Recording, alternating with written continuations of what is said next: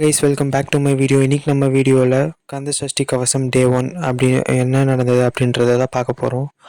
இந்த கந்த சஷ்டி எப்படி உருவாச்சு அப்படின்னு பார்த்தீங்கன்னா, தேவலோகத்தில் ஒரு காலத்தில் சூரபத்மன் அப்படின்ற ஒரு அரக்கன் எல்லா சக்தியையும் பெற்று அங்கே இருக்க தேவர்கள் எல்லாரையும் அழிச்சிட்டு வந்தான். அப்போ அந்த தேவர்கள் அவங்களோட சக்தியெல்லாம் இழந்து பிரம்மதேவர் கிட்ட போய் முறையிடுறாங்க. இந்த மாதிரி எங்களுக்கு ஒரு வழி சொல்லுங்க அப்படின்னு. அதுக்கு பிரம்மதேவர் சிவனோட கண்களிலிருந்து உருவாகிற ஒரு குழந்தை தான் இந்த சூரபத்மனை அழிக்க போகிறான் அப்படின்னு சொல்கிறாங்க.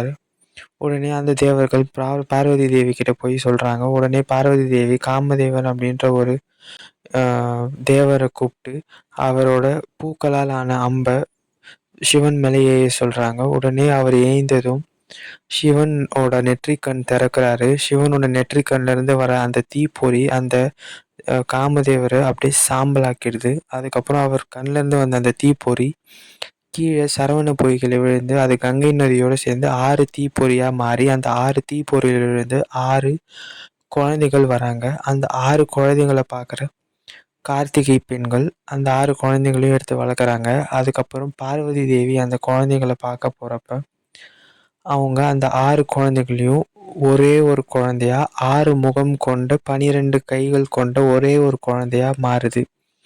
அதுதான் அந்த தெய்வ குழந்தை இப்போ ஒரு பெரிய தெய்வமாக மாறி அதுதான் நம்ம இப்போ கும்பிடுற ஆறுமுகனான முருகனை. செய்தியை கேட்டு தேவர்கள் எல்லாம் ரொம்ப சந்தோஷப்படுறாங்க. அவங்களுக்குள்ள ஒரு நம்பிக்கை வருது, இந்த தெய்வம் தான் அந்த அரக்கனை கொல்ல போகுது அப்படின்ற ஒரு சந்தோஷம் அவங்களுக்குள்ள பிறக்குது. இதை தான் நம்ம கந்த சஷ்டி விரதமாக ஸ்டார்ட் பண்ணி பூஜையெல்லாம் நடத்துகிறோம். இதுக்கப்புறம் என்ன நடக்குது அப்படின்றத நாளைக்கு பார்ப்போம். தேங்க்யூ ஃபார் வாட்சிங்.